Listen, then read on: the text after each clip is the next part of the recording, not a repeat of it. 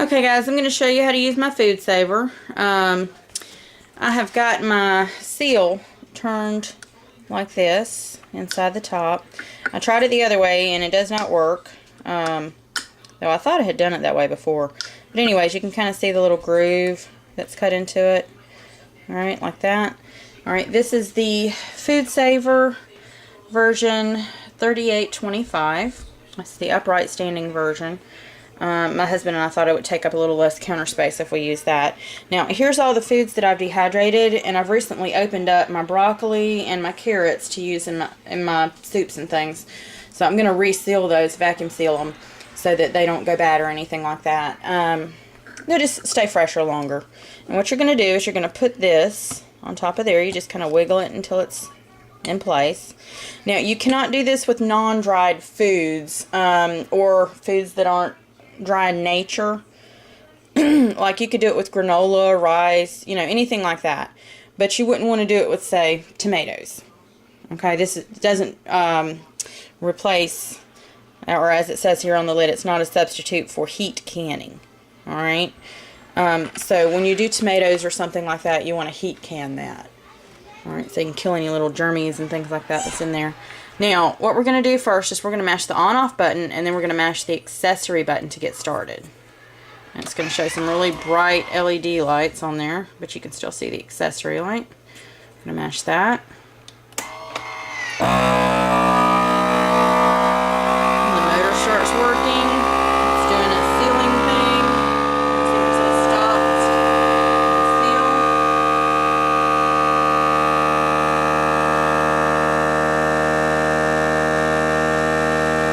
And as it finishes up, it shuts down automatically. So the only thing you're left to do is take this off. You can pull on it and let it slide back in. It's retractable. Or you can move on to the next jar, which is what I'm going to do. Mommy? Yes, baby. Are we having food? Yes, we will have some food in a few minutes. You need to go get dressed. Mommy? Yes, baby. Can you please dry me off? No, I can't dry you off right now. I've got the video camera.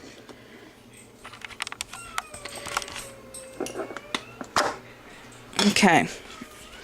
Now, you can see right here that the little push top is popped in. It's sucked all the way in. It's amazing how it does that. I don't know. But it's not popping up. Whereas on this one, it is popping up. Okay, because it hasn't been sealed yet. So you can tell just by touching the top if the lid has been sealed yet or not. So I'm going to move on to the next one. And I could probably do all 4 of these jars in 5 minutes. You know, it doesn't take that long. You just place the little thingy back in there. Mash the accessory button again. Please don't break that.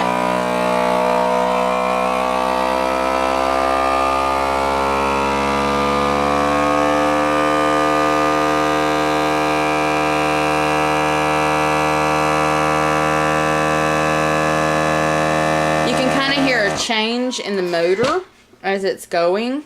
When it gets finished, it kind of revs down a little bit, you know. Okay, and if you've done it properly, it'll seal. It's kind of hard to get off one-handed. Hold my camera with my chin. It's my best tripod. Alright, and you can see that is good and sealed. You can move on to the next one. So, that's how you do the Foodsaver. Now, we also have the wide mouth lid, but we just don't use it as much. We mostly use the smaller mouth lids, jars, quart-sized jars and whatnot. That just happens to be what we use the most. The cool thing about this is you can recycle lids when you're doing this. Like I had cough syrup in this one from when I had gotten sick. I could reuse this lid. It doesn't have to be a brand spanking new lid. I can use that flat. Okay? And it will vacuum seal. So that's a really cool little feature. So you don't have to throw your flats away once they've been used. You can reuse them to vacuum seal. So, little tip for you there from A. Crosby 74. God bless y'all. Have a good new year.